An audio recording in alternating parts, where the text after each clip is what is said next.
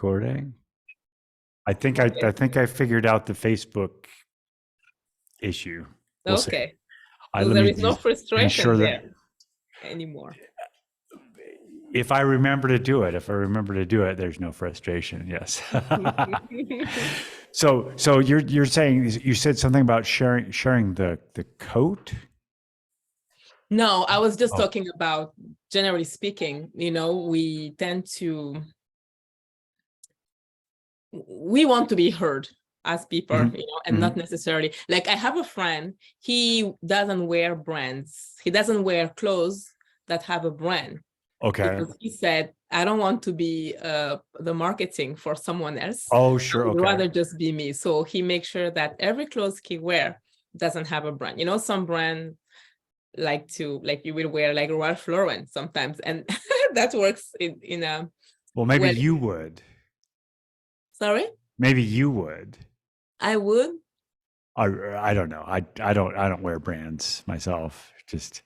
Oh, okay. But sometimes, just to be careful, I don't like to wear brands. I wear brands, like I wear quality rather than brand. It's not about the brand. I have to like it, and it has to be, I like quality things. But and so I'm thinking about that friend. His name is Regis. He's one of my best friends in France. He doesn't wear brands. He said, why would I do the marketing for someone? Right. Okay. He said, they need to pay me, because marketing is something you should pay for. You're advertising, you pay for it. And he says, I am paying to advertise him. Right. And then if it's like Ralph Lauren or I don't know, Gucci or whatever, you're paying a premium already. And then you're marketing on top of that. But I don't know. That's for some people that's good, I think. Some people like to do that, maybe. So you don't like brands? You don't wear brands? I just wear whatever comes into my consciousness. I don't really think about it too much. I'm not. What do you like to spend money on? Maybe that's what has value, because I would like assume, to spend money on. I would assume that we are okay. We agree to pay a premium for something because we're receiving extremely good value. So, or extremely good service in exchange to that money. What are you pay a lot of money? Like a good meal at a restaurant. I would pay for that.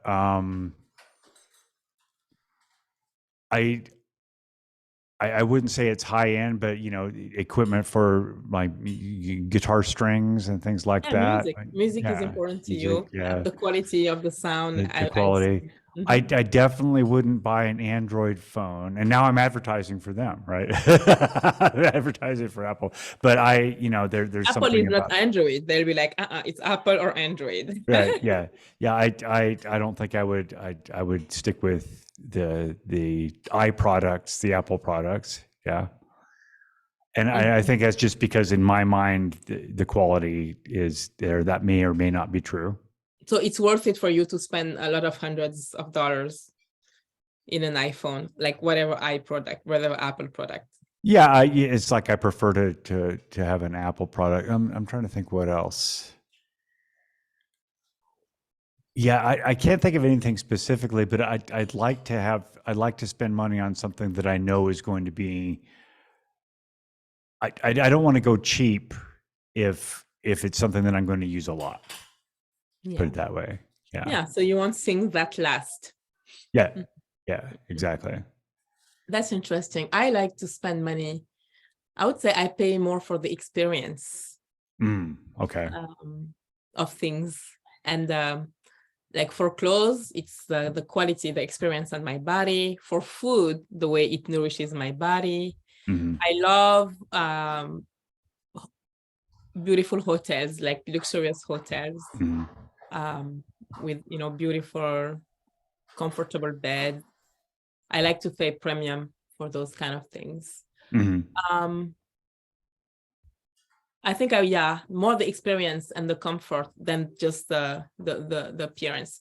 My son, for example, loves big homes and I don't love big homes. I think when Uh-huh. they're too big, they're less cozy.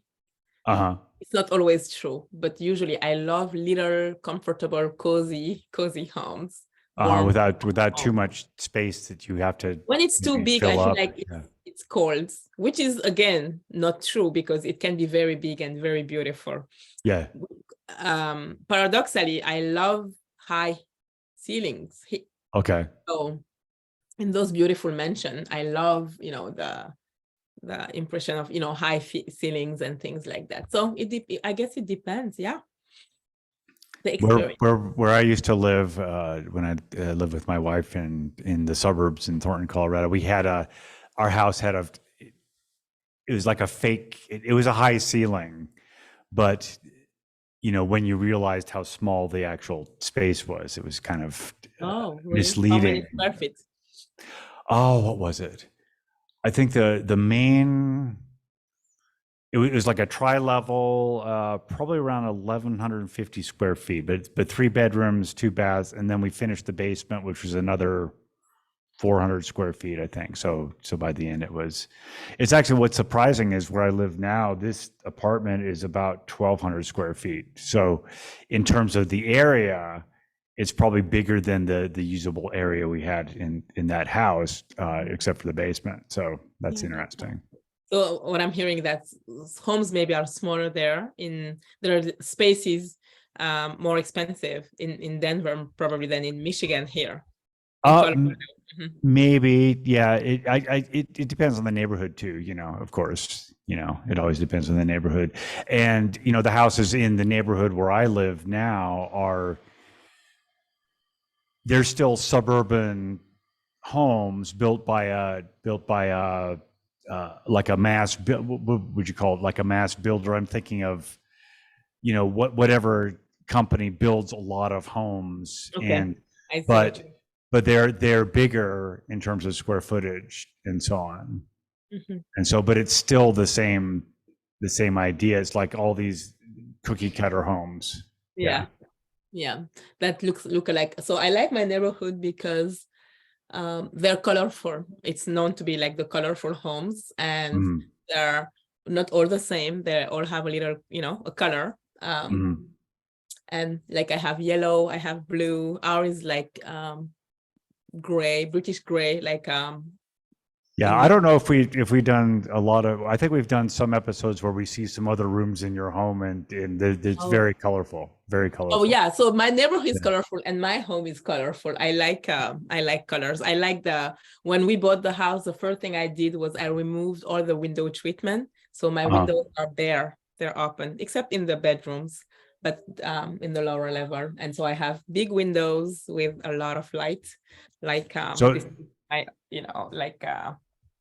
there's no blinds that you can. I remove the blinds. So Okay. sometimes during the summer, I'm like, okay, maybe it's time for blinds, and then I ended up not doing it because I just love the lights even in the middle of winter. But you come into my home and it's like, wow, super bright. So I like that. Yeah, that's cool. I like the colors too. Yeah, and homes are a little bigger. Like my house is 2,800 square feet, and then I have another 1,000 square feet in the basement. So is the basement finished? It's finished, yeah. Oh wow! Like finished, but unfinished. Like it's not. I don't have a kitchen or things like that. I just have black ceiling and then plexi floor, and the kids play there, and so it has a lot of things. But it's like 1,000 square feet, and it's all open, so it's kind of a nice place for them, space for them. So you could rent that out too. No, no. I think I can't even rent it because it doesn't have a bathroom. It's not a walkout basement. All right, so you'd have to do all the finishing and get it up to. But I have. But you would never rent out to somebody else. You would. It's like it's like the look on your face, like no, I wouldn't rent those to my house. No, I mean, who does that? Lots of people do that. Lots of people do that. Not families. I mean, I'm with my 3 children in our home. Why would I rent my basement? Well, if it had a walkout and if it had other. Yeah, if it had a walkout, maybe. Yeah. But generally speaking, I love now that, you know, we're, I mean, alone.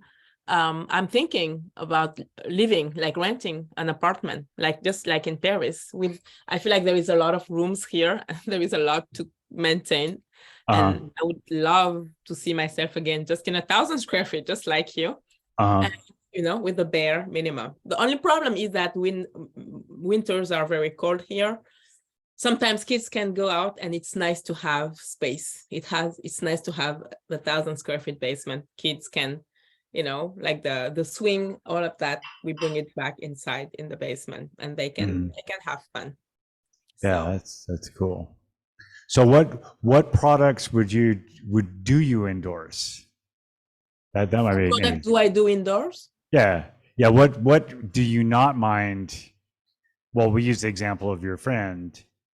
What products do you not mind saying, well, I endorse this, and I'm spending money on it, spending Yeah. money on the product. Like I said, quality things. I like quality clothing, like cashmere. Like I'm wearing cashmere because it's warm. It's cozy. I like the feel on my body and all of that. So I don't mind spending money on that. I like spending money in good shoes, quality shoes, comfortable shoes. I do wear heels. They're not always 100% comfortable, but yeah. Well, I wouldn't know, but I like spending money on books. Okay. I don't mind. Usually I have books on Audible and the paper copy because I write on them. So I like books. I don't mind spending money. But books are something that you would be an ambassador for, right? Like you would recommend a title to somebody. Yes, I would. There's a lot of titles that enhance my life, change my life, and the experience of them. Like I said, the novels, you know, the great literature, classics in literature, a good Shakespeare, a good Victor Hugo, all of that. Like I went to France. I don't have them here, and I bought old books. It's Plutarch, and they're very old books, and I'm embarrassed to say how much I spent on them, but it's like a collection. And I do have the old, version of them that I really love. And it's magic. So I would spend money on good old books. Yeah. Antiques, not that much. Furniture wise, I like modern furniture. For now, I buy everything IKEA because I have. We have lots of IKEA here as well. Yeah. They put, they jump on the couch, they eat on the couch, although I said no.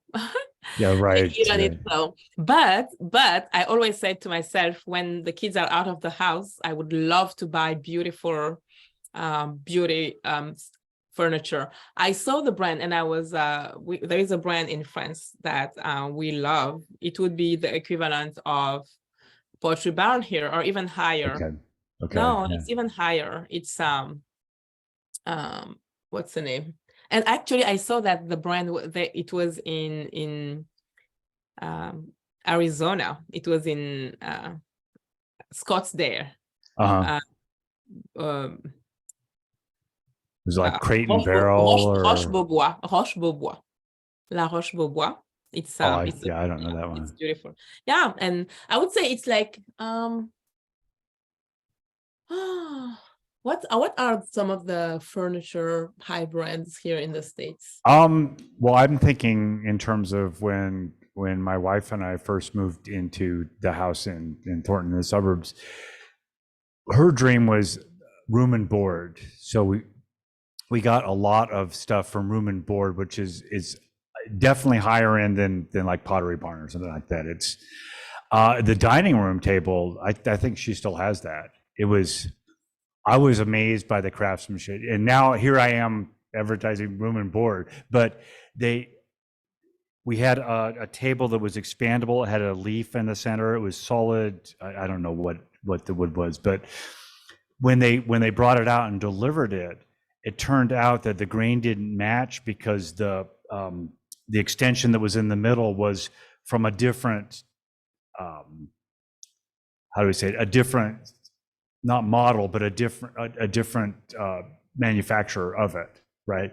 But it still fit perfectly, right? Even, and then of course they swapped it out for one that matched and had the matching grain. But in terms of the durability and the craftsmanship of it, it was very good. And so if you're watching there and you're wondering what furniture to buy, there's one in Cherry Creek in Denver, Colorado, which is sort of the high end place for it has all the high end furniture shops and everything and so on. So there you go. So now I'm endorsing Room and Board. There's another one, House of, Restoration Hardware. Oh yes, yeah, Restoration Hardware, right? Yeah. Do you know that one? Yeah, I think that's. I have friends here who buy that. Yeah, but anyway, I love beautiful furniture, but for now, IKEA is perfect for me until the kids right, for sure. Yeah. All right. Well, anything else you want to say about? I would wanted to have a conversation, but maybe we can have about that. I learned something interesting. I can just start it and then we can finish it tomorrow. It's about why, for example, people, why is it that 95% of people who lose weight don't keep it off, don't keep the weight off? That's why? a good question. Yeah. So that's cliffhanger. So there's a teaser. There's a teaser. Cliffhanger, yes, teaser for tomorrow. Yeah, cliffhanger for tomorrow. I like it. Yeah.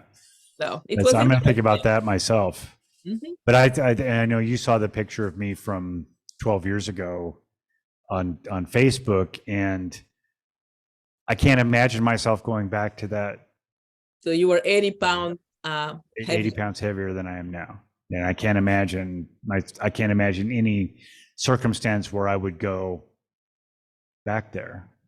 But yeah, because you didn't you realize you've shared with me often that the reason why you were doing it was it wasn't pleasure. You were more eating. It was more stuffing my feelings down. You were stuffing your feelings down. Yeah. So I would assume that because you're in a good mental place too. Right. You can't imagine yourself going down there, but a lot of the food eating, like eating compulsively, it's linked with emotions. And right. It's like what Brooke Castillo calls it's buffering. Mm-hmm.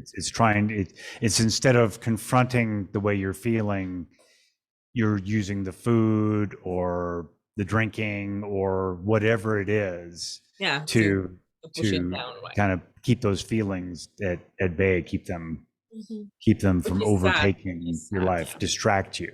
Yeah. Mm-hmm. Yeah. So, but anyway, it's interesting. What you just said is interesting for what I learned. And yeah, tomorrow we'll tell you more about it.